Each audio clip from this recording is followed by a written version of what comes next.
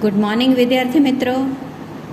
ચાલો આગળ વધીશું આપણા પહેલા લેસનના સ્વાધ્યાય પોથીના પ્રશ્ન જવાબ તરફ. બરાબર, એ પહેલાં બધાને એક વિનંતી, સ્ટે હોમ સ્ટે સેફ, અને એક જનરલ નોલેજનો નાનકડો ક્વેશ્ચન. એવી કઈ માછલી છે કે જે હવામાં ઉડી પણ શકે છે અને તરી પણ શકે છે? આ પ્રશ્નનો જવાબ તમારે મને CWની નોટમાં છેલ્લે બધું જ લેસન થઈ જાય પહેલા પાઠનું, ત્યાર પછી કરીને બતાવવાનો છે. બરાબર, ચાલો સ્વાધ્યાય પોથી તરફ વધી આગળ. प्रश्न पहलो, निम्नलिखित प्रश्न के उत्तर के लिए दिए गए विकल्पों में से सही विकल्प चुनकर उसका क्रम अक्षर प्रश्न के सामने दिए गए बॉक्स में लिखिए. આ પ્રશ્નમાં પ્રશ્ન આપેલો છે અને 4 વિકલ્પ આપેલા છે. એમાંથી જે સાચો જવાબ છે એ જવાબ તમારે બાજુમાં આપેલા ચોરસમાં લખવાનો રહેશે. એને કહેવાય વિકલ્પનો પ્રશ્ન. બરાબર, 4 વિકલ્પ બરાબર વાંચવાના અને યોગ્ય જવાબ આપવાના. બીજા પ્રશ્ન તરફ જઈએ. कोष्टक में से उचित शब्द चुनकर रिक्त स्थानों की पूर्ति कीजिए. કૌંસમાં શબ્દ આપેલા છે, બંધ બેસતો શબ્દ ખાલી જગ્યામાં મૂકવાનો રહેશે. ત્રીજો પ્રશ્ન છે, सही वाक्यांश चुनकर विधान को पूर्ण कीजिए. अ ब क 3 વિધાન વાક્ય આપેલા છે, એ વાક્ય બરાબર વાંચી અને પૂરા કરવાના રહેશે. ત્યાર પછીનો પ્રશ્ન છે, निम्नलिखित प्रश्न में से एक वाक्य में उत्तर दीजिए. पहलो प्रश्न है, कवि ने ईश्वर से बख्शने के लिए क्यों कहते हैं? कवि ईश्वर से बख्शने के लिए क्यों कहते हैं? जवाब आवश्य, कवि ईश्वर से बख्शने के लिए कहते हैं क्योंकि वह बड़ा मेहरबान है, वह बड़ा दयालु है. ईश्वर ने हमसे क्या क्या मिला है? ईश्वर से हमें यह शरीर और प्राण मिले हैं. कवि ईश्वर के सामने कैसे खड़े हैं? कवि ईश्वर के सामने अपना सिर झुकाकर खड़े हैं. ईश्वर हर आफत को क्यों टाल सकता है? ईश्वर हर आफत को टाल सकता है क्योंकि वह सबसे बड़ा शक्तिमान है. CW પ્રશ્ન નંબર 4, પ્રશ્ન 1 વાર, જવાબ 3 વાર સારા અક્ષરે લખવાનું. જેટલું લખવાની ટેવ પાડશો એટલા વધારે અક્ષર તમારા સારા થશે. ત્યાર પછીનો પ્રશ્ન નંબર 5, निम्नलिखित प्रश्न के 2-3 वाक्य में उत्तर दीजिए.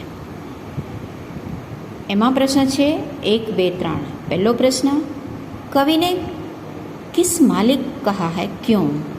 कवि ने ईश्वर को मालिक कहा है क्योंकि यह धरती और आकाश उसी के है, उसी ने यह सारी दुनिया बनाई है. बीजो प्रश्न है, आप भगवान से क्या प्रार्थना करते हैं? हम भगवान से प्रार्थना करते हैं कि लोगों पर अपनी कृपा दृष्टि बनाए रखे और लोग इस हालत में हैं उसकी वे हमेशा खबर लेते रहे. लोग किस हालत में हैं उसकी वे हमेशा खबर लेते रहे और हमेशा उसकी कृपा दृष्टि हम पर बनाए रखें. तीजो प्रश्न है, भिन्न भिन्न धर्म के लोग प्रार्थना करने के लिए कहाँ जाते हैं? भिन्न भिन्न धर्म वाले लोग का अलग अलग मंदिर, जैसे हिंदुओं का मंदिर, अलग अलग पूजा स्थान, हिंदू मंदिर में, मुस्लिम मस्जिद में, ईसाई चर्च में, सिख गुरुद्वारा में, पारसी अगियारी में जाते हैं. आ प्रश्न 5 પણ તમારે પ્રશ્ન 1 વાર જવાબ 2 વાર લખવાનો રહેશે. ત્યાર પછીના છે, निम्नलिखित प्रश्न के व्यवस्थित उत्तर दीजिए. मोटा प्रश्न જેને કહીએ. आपके मत से सृष्टि में सर्वोपरि कौन है, क्यों? मेरे मत से देखे तो इस सृष्टि में सर्वोपरि सर्वशक्तिमान ईश्वर है, क्योंकि वह सर्वोपरि है। वह जिसे बचाना चाहे उसे कोई मार नहीं सकता, और वह जिसे मारना चाहे उसे कोई बचा नहीं सकता। बीजो प्रश्न, कवि ईश्वर से क्या चाहते हैं? कवि ईश्वर से चाहते हैं कि लोगों के अपराधों को क्षमा कर दे, वह हमेशा लोगों पर अपनी कृपा दृष्टि बनाए रखे, दुनिया के लोग किस हालत में हैं इसकी वह हमेशा खबर रखे, और दुनिया पर आने वाली आफतों को दूर करे। तीजो प्रश्न, तू अपनी नज़र हम पर रखना, ऐसा कवि क्यों कहते हैं? ईश्वर की इच्छा से ही दुनिया में हमारा जन्म हुआ है। उसकी कृपा से हमें यह शरीर और ये प्राण मिले हैं। हमारा जीवन उसके भरोसे है, क्योंकि वही हमारा रखवाला है। इसलिए कवि कहते हैं कि तू हम पर नज़र रखना। कवि किसे सबसे ताकत वाला मानते हैं? क्यों? कवि ईश्वर को सबसे ताकत वाला मानते हैं, क्योंकि ईश्वर सर्वशक्तिमान है, वह सब कुछ कर सकता है। वह जिसे चाहे उसे जीवन दे सकता है, और जिसका चाहे उसका जीवन ले सकता है। वह हर आफत को दूर करने में समर्थ है। इसलिए कवि इसे सर्वशक्तिमान और सबसे ताकत वाला मानते हैं। कवि खुदा से क्या चाहते हैं? कवि खुदा से चाहते हैं कि वह दयालु और सर्वशक्तिमान है। हम सभी लोग ईश्वर के सामने सिर झुकाकर खड़े हैं। वह सब पर अपनी कृपा दृष्टि बनाए रखे और लोगों पर आई हुई विपत्तियों को दूर करे। સરસ મજાનું કાવ્ય તેરી હે જમી એ પ્રાર્થના ગીત છે, અને એમાં ઈશ્વર પ્રતિ કૃતજ્ઞતાનો જે ભાવ વ્યક્ત કરવામાં આવ્યો છે, અને સાથે સાથે ઈશ્વરની સર્વોપરિતાને સમર્થતાનો જે સ્વીકાર છે, એ તેરી હે જમીનું આપણું અહીંયા સ્વાધીપોથીના બધા જ પ્રશ્ન જવાબનું કામ પૂર્ણ થાય છે। હવે જે પ્રવૃત્તિ છે એમાં જુઓ, પ્રશ્ન 7, इस चित्र की मदद से